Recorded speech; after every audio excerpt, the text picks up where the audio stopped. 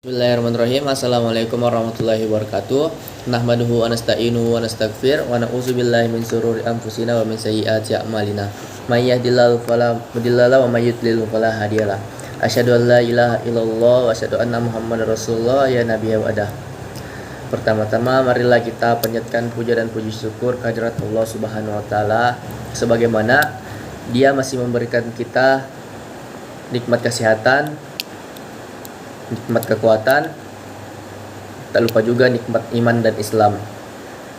Dan juga sholawat serta salam tetap kita curahkan kepada junjungan Nabi besar Muhammad SAW, yang dimana ialah Nabi yang membawa umatnya dari zaman gelap gulita hingga zaman terang benderang, seperti yang kita lihat pada zaman kali ini.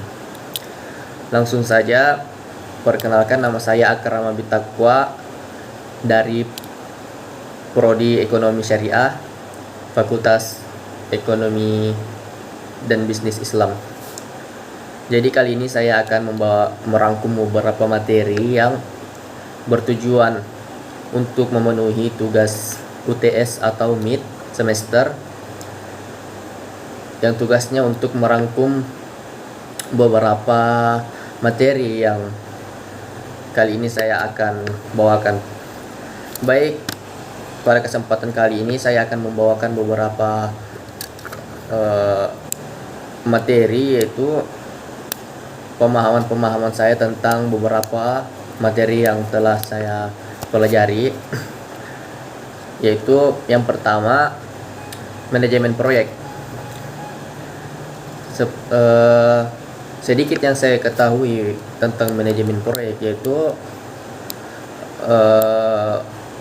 usaha pengerjaan suatu proyek yang dibatasi oleh anggaran, waktu atau jadwal dan mutu, dengan tujuan untuk tercapainya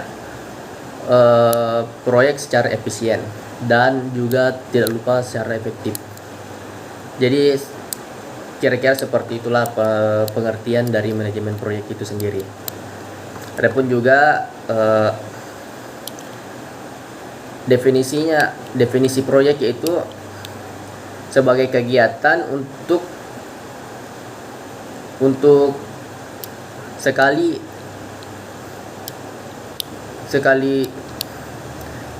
kegiatan untuk sekali kerja antara pekerja dengan perusahaan untuk membuat perusahaan yang telah dijadwalkan. Oke. Selanjutnya, analisis investasi. Yang saya pahami tentang analisis investasi yaitu secara harfiah, metode analisis investasi berkaitan dengan riset dan mengevaluasi sekuritas. Analisis investasi ini bertujuan untuk memprediksi kinerja suatu saham industri di masa depan. Itulah analisis investasi yang bertujuan juga untuk menentukan kemungkinan kinerja suatu investasi. Selanjutnya, peramalan dan perencanaan agregat. Yang saya pahami sedikit tentang peramalan adalah peramalan dan perencanaan agregat. Yang pertama, kita akan bahas tentang peramalan. Yaitu peramalan adalah suatu usaha untuk memperkirakan keadaan di masa yang akan datang melalui pengujian keadaan di masa lalu. Seperti itu. Sedangkan perencanaan agregat merupakan suatu metode pendekatan untuk menentukan kualitas di waktu produksi pada jangka waktu menengah. Baik, selanjutnya pemilihan lokasi. Secara ringkas, pemilihan lokasi ini sangat penting bagi manajemen proyek, yaitu ketika lokasi kita tidak tepat atau salah tempat, itu akan berpengaruh pada perusahaan ke depannya. Jadi ketika kita ingin memilih lokasi, kiranya untuk memperhatikan beberapa poin. Misalkan kita ingin membuat perusahaan restoran, jadi kita itu harus mencari lokasi yang dimana daerah tersebut membutuhkan untuk masyarakat bisa berbelanja ke restoran tersebut. Selanjutnya, pemilihan lokasi ini memang sangat penting karena memang berdampak kepada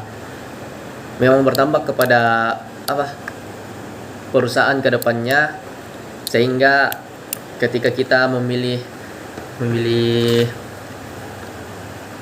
lokasi ini kita harus mempertimbangkan beberapa pertimbangan memang yang seharusnya dimusyawarahkan.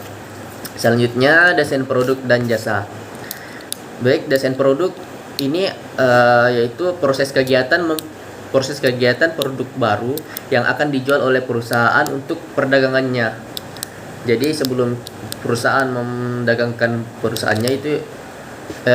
mendagangkan produknya itu harus didesain dulu, ada sendiri tahapan-tahapan yang perlu dicapai sehingga produk itu bisa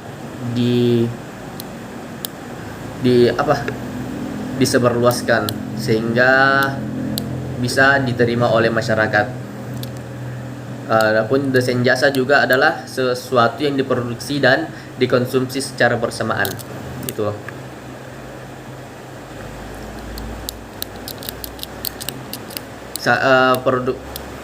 Desain produk ini sangat penting bagi perusahaan karena akan menentukan pula keberhasilan untuk ranah bisnis. Jadi ini sangat menentukan dalam keberhasilan atau kegagalan dalam ranah bisnis tersebut. Yang terakhir yaitu kapasitas penduduk. Kapasitas penduduk ini seperti misalkan di dalam daerah tersebut kapasitasnya cuma mampu menampung 100 orang. Jadi kita hanya bisa memasukkan 100 penduduk. Jadi jika lebih, itu wilayah tersebut tidak cukup. Jadi harusnya kita memaksimalkan bagaimana kapasitas penduduk ini sehingga bisa berguna bagi perusahaan kita ke depan. Jadi itu saja yang sempat saya bawakan pada siang hari ini. Kurang dan lebihnya mohon dimaafkan. Akhirul kalam, assalamualaikum warahmatullahi wabarakatuh.